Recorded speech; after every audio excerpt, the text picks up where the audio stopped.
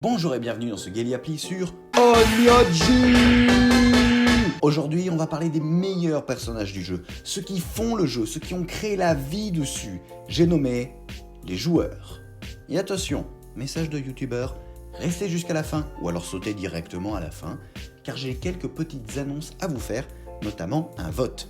Alors on en reparle tout à l'heure, générique.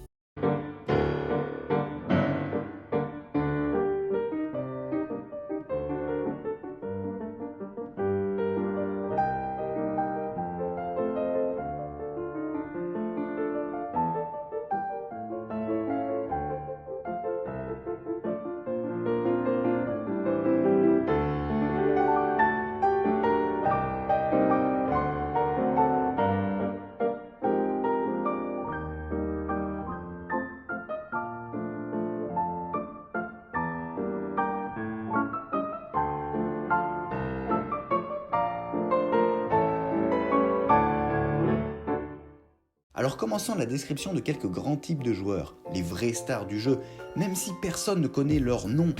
Admettez que c'est déjà un tour de force, et ce n'est que le début. Et je dis joueurs, mais vous pouvez aussi dire les joueuses et tout passer au féminin, comme personne ne met une photo de son visage, au mieux une de son pied.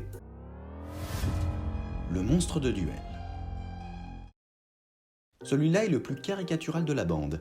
Il ne vit que pour ces 2 petites heures le soir où les duels sont ouverts. Oui, en soi, il y a une seconde session de duel, mais c'est à 2h du matin, donc non merci.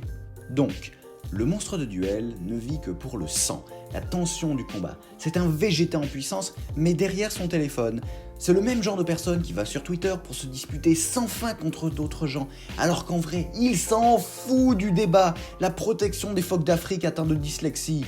Tout ce qu'il veut, c'est se battre et gagner.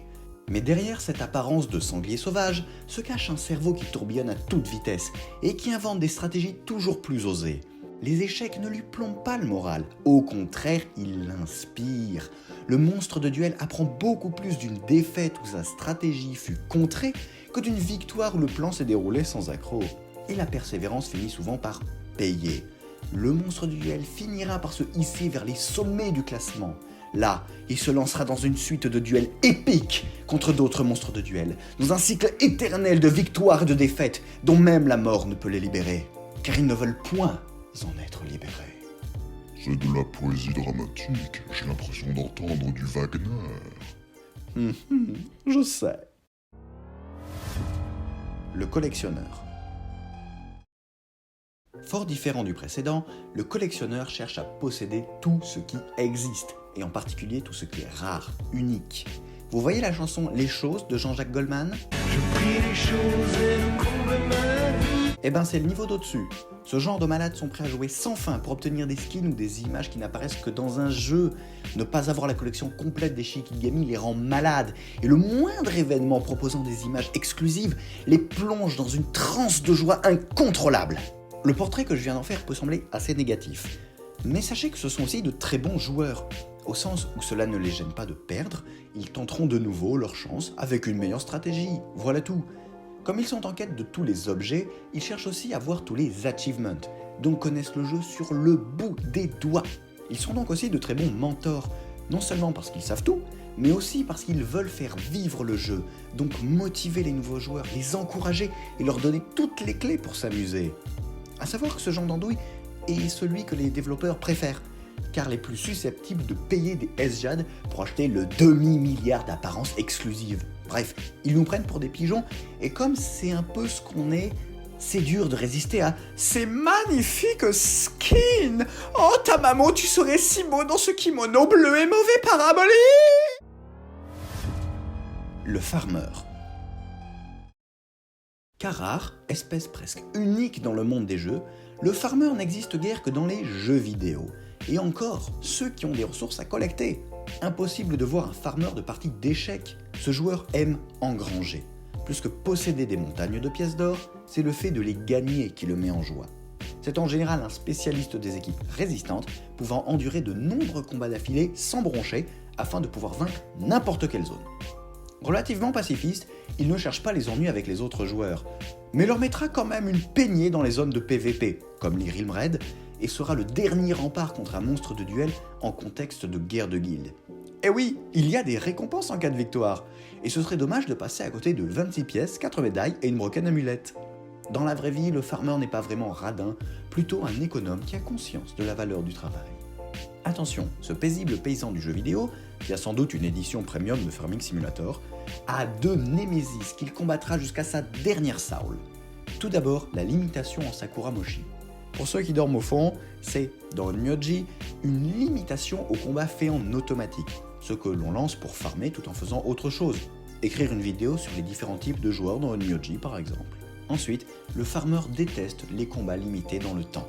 Et oui, sa spécialité c'est d'user son ennemi, le farmer n'aime pas devoir se presser. Pour pallier, il ira jusqu'à développer une équipe spécialement dédiée à l'atomisation des casse-pieds. Une équipe d'une puissance ridiculement élevée qui pourrait détruire tout le monde en duel. Mais comme il n'aime pas la jouer, elle reste au placard.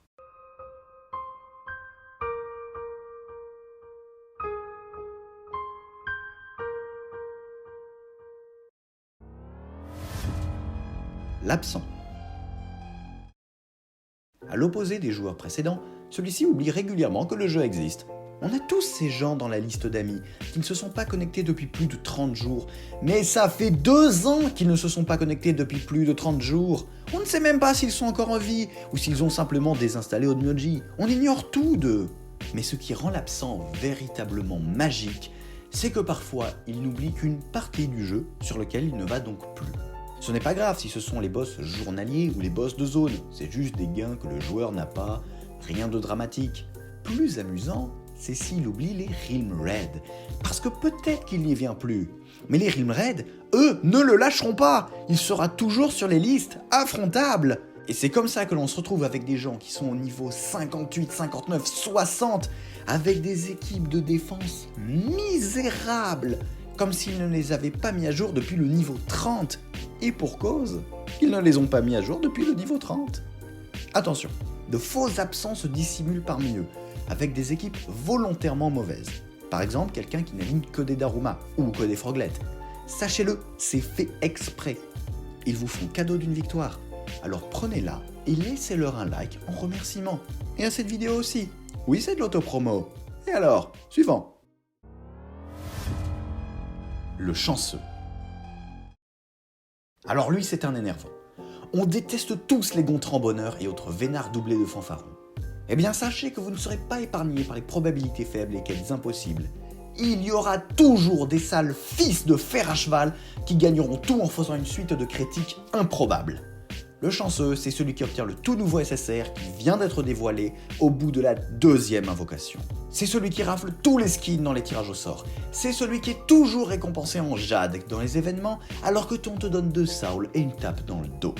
Mais le pire, c'est que comme dit au tout début, les chanceux sont souvent aussi des vantards. Alors ils se pavanent dans les endroits où l'on rencontre d'autres joueurs, avec leur tout nouveau Shikigami, avec le tout dernier skin en date, avec les animations exclusives dans le chat.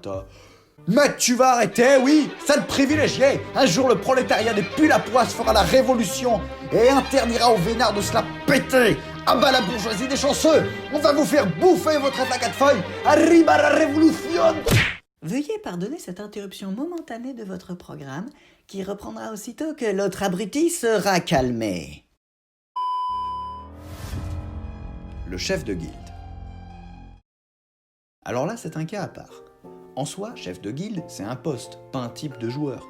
Mais de ce poste découle un comportement qui peut aussi toucher les officiers. Ce comportement, c'est la déprime. La déprime chaque fois que les joueurs ne se mobilisent pas pour un combat de guilde. La déprime quand le nombre de membres commence à chuter. La déprime quand les membres ne s'intéressent pas à l'événement qui pourrait rapporter énormément si tout le monde se mobilisait.